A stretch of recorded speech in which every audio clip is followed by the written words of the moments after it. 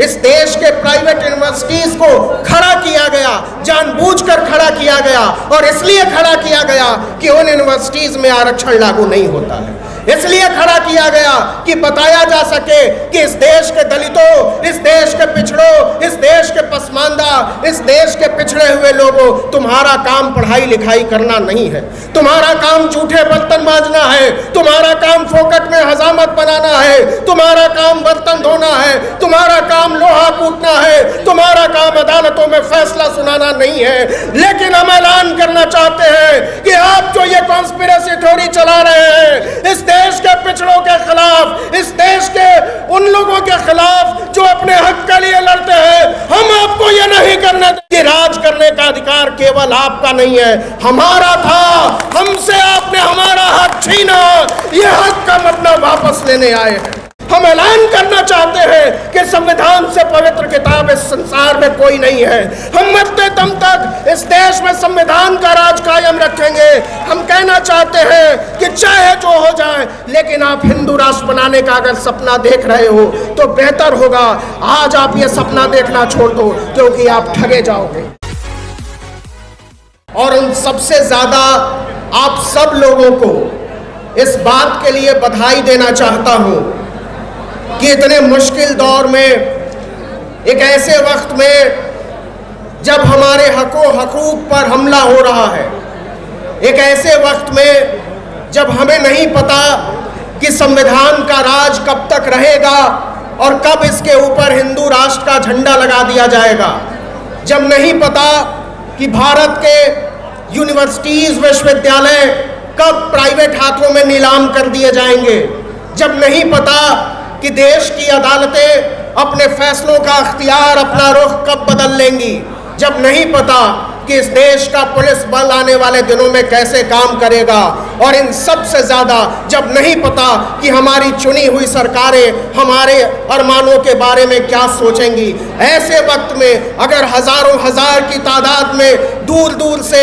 बम्बई से, मध्य प्रदेश से, महाराष्ट्र के अलग अलग हिस्सों से यहाँ आए हैं तो ये बड़ी हिम्मत का काम है। बहुत जोखिम के दौर में आप यहाँ जमा हुए हैं, इसके लिए मैं आप सब लोगों को बधाई देना चाहता हूँ। सवाल है कि आज जो दौर है, जिस दौर में हम सब इकट्ठे हुए हैं, यहाँ मंच पर बहुत सारे लोग हैं, देश के दिग्गज वकील हैं, हिंदुस्तान की सबसे बड़ी यूनिवर्सिटी का एक दिग्गज अध्यापक है जो आएगा तो आपको बताएगा कि कैसे न्यू एजुकेशन पॉलिसी के नाम पर हमारे और आपके हाथ से पढ़ाई लिखाई का हक छीना जाने वाला है। हम और आप अपने हकों के बारे में केवल और केवल तब बात कर सकते हैं जब हम कहें कि शिक्षित होने का अधिकार हमसे कोई नहीं छीन सकता।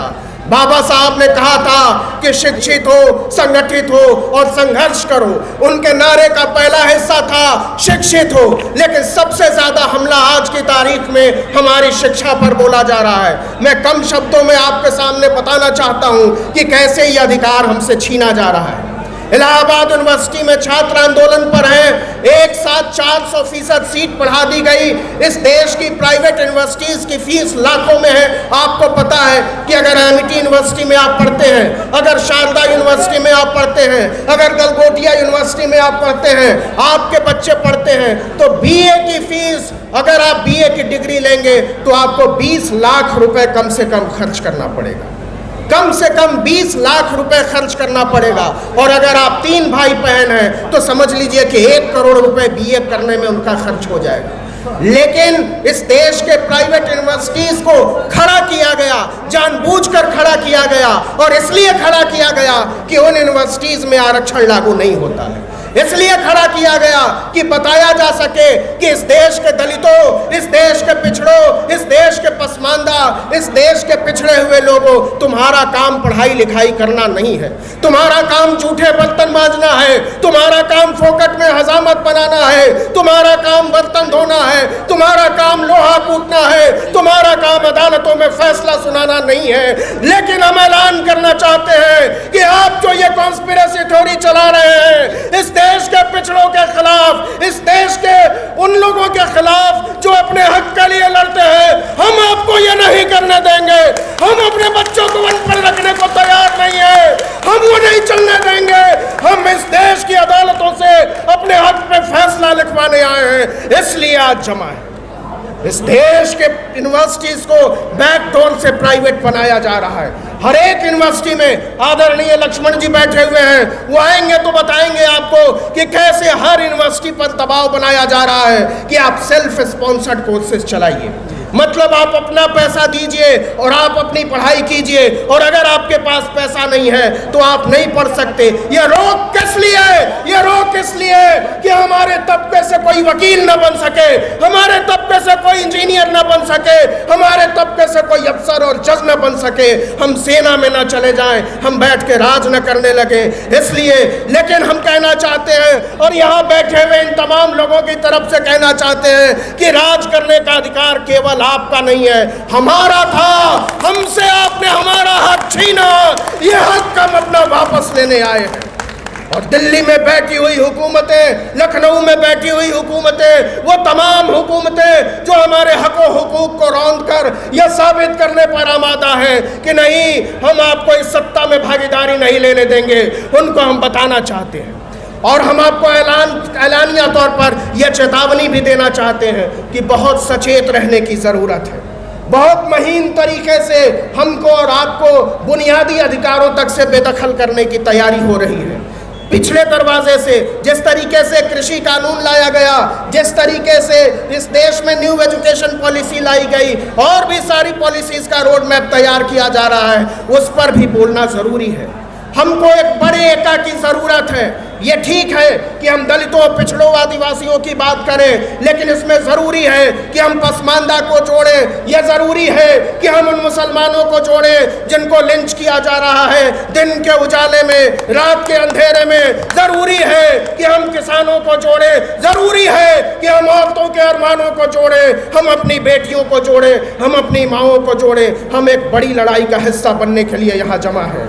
और इसलिए मैं कहना चाहता हूं कि आज जब सत्ता के गलियारों से आवाज उठती है कि हम आपको आरक्षण नहीं लेने देंगे, हम आपको आपका अधिकार नहीं लेने देंगे, ये इसलिए उठती है क्योंकि हमने सदियों की सड़ी हुई, गली हुई व्यवस्था को तोड़ने का ऐलान कर दिया है। यह व्यवस्था टूटेगी, आज नहीं तो कल टूटेगी, कल नहीं तो परसों टूटेगी। हम नहीं तोड़ पाएंगे तो हमारी आने वाली नस्लें तोड़ेंगी, लेकिन यह व्यवस्था टूटेगी। और हम ऐलान करना चाहते हैं इस विशाल मंच से, इस आदरणीय मंच से, आप लोगों की मौजूदगी में कि हमारे लिए जो खतरे पैदा किए गए हैं, हमारे लिए जो दीवारें उठाई गई हैं, हमारे रास्ते में जो कांटे बिछाए गए हैं, हम उन कांटों और अंगारों पर चलने के तैयार हैं। हम चलेंगे, बताएंगे आपको, यहाँ की सड़क से लेकर दिल्ली की संसद तक कूच करेंगे। और हम चेतावनी देना चाहते हैं कि आप जो बातें करते हैं, आप जो इशारों में कहते हैं, हम उसको समझते हैं, हम उसको समझते हैं। आप जो कॉन्स्पिरेसी चला रहे हैं, आप जो हमको समझाना चाहते हैं अलग अलग तरीकों से कि हम पढ़ने का अधिकार छोड़ दें, हम समानता के अधिकार मांगना छोड़ दें, हम उन अधिकारों की मांग छोड़ दें जो हमारे रगों में बहता है, तो हम बताना चाहते हैं कि हमने बेड़ियां तोड़ी हैं, हम आगे भी बेड़ियां तोड़ेंगे। लोहा हमने बनाया, हथियार आपका हो गया। खेती हमने की, जमीन आपकी हो गई, सड़कें हमने बनाई और आपका हो गया टोल टैक्स। ये व्यवस्था इस देश में चलने वाली नहीं है। और ये सारी व्यवस्थाएं सिर्फ इसलिए तोड़ी जा रही हैं क्योंकि हम और आप कल को अपना अधिकार मांगना बंद कर देंगे। लेकिन हम कहना चाहते हैं और बहुत साफ तरीके से करना चाहते हैं, बहुत छोटी सी समझ के साथ कहना चाहते हैं कि इस व्यवस्था की जड़ताओं को तोड़ना होगा। इस व्यवस्था की जड़ताओं को इसलिए भी तोड़ना होगा, केवल इसलिए नहीं, यह केवल एक नौकरी का सवाल नहीं है बाबू लोग, ये केवल पढ़ाई लिखाई एक डिग्री का सवाल नहीं है साहब, ये हमारी अस्मिता का सवाल है, ये हमारे अस्तित्व का सवाल है, ये बुनियादी स्वतंत्रता की उन अवधारणाओं का सवाल है जिसके लिए बाबा साहब अम्बेडकर ने हमको संविधान नाम का एक पवित्र ग्रंथ दिया। हम ऐलान करना चाहते हैं कि संविधान से पवित्र किताब इस संसार में कोई नहीं है। हम मरते दम तक इस देश में संविधान का राज कायम रखेंगे। हम कहना चाहते हैं कि चाहे जो हो जाए, लेकिन आप हिंदू राष्ट्र बनाने का अगर सपना देख रहे हो तो बेहतर होगा आज आप ये सपना देखना छोड़ दो, क्योंकि आप ठगे जाओगे। आप बहुत दिनों तक लड़ाई करो, बहुत दिनों तक सोचो, इससे बेहतर है कि आज आप इस पर बात बंद करो। हम समानता और बराबरी के अधिकार के लिए लड़ रहे हैं। मैं ज़्यादा वक्त नहीं लेना चाहता हूँ। बहुत सारे लोग बैठे हुए हैं, लेकिन ये एक बात सच है कि इस देश के दलितों को, इस देश के पिछड़ों को, इस देश के आदिवासियों को, इस देश के पसमानदा मुसलमानों को, भाषाई अल्पसंख्यकों को एक मंच पर आने की ज़रूरत है। हमको एक बड़ी छतरी बनाने की ज़रूरत है।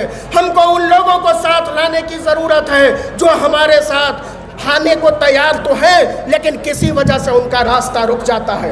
हम उनके लिए रास्ता खाली करें, हम उनके लिए अपनी बाहें फैलाएं, हम उनको अपने साथ लाएं, तब जाकर हम तय कर पाएंगे कि इस देश की हुकूमतें हमारे हिसाब से चलें। तब हम तय कर पाएंगे कि इस देश की यूनिवर्सिटीज़ हमारे हिसाब से चलें। तब हम तय कर पाएंगे कि इस देश की अदालतें हमारे खिलाफ फैसला ना करें। तब हम तय कर पाएंगे कि हम और आप अपनी अस्मिता और अस्तित्व के साथ, गौरव के साथ खड़े हो सके।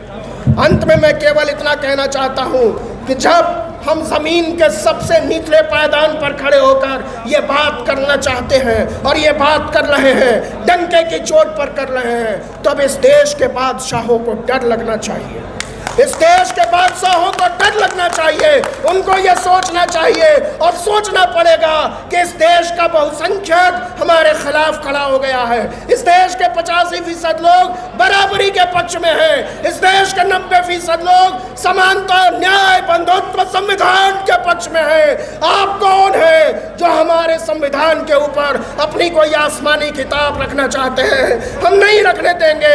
आपको या तो सिंहासन छोड़ना होगा, नहीं तो हमारे हिसाब से काम करना होगा। बेहतर होगा आप हमारे हिसाब से काम करना सीख लें। आपके लिए आने वाले दिन आसान होंगे, आपके लिए आने वाले रास्ते आसान होंगे। इस देश के 90% लोगों के खिलाफ जाकर इस देश की कोई हुकूमत नहीं चल सकती, इस देश पर कोई राज नहीं चल सकता। इसलिए हम कहना चाहते हैं कि हम आपका गुरूर तोड़ने आए हैं।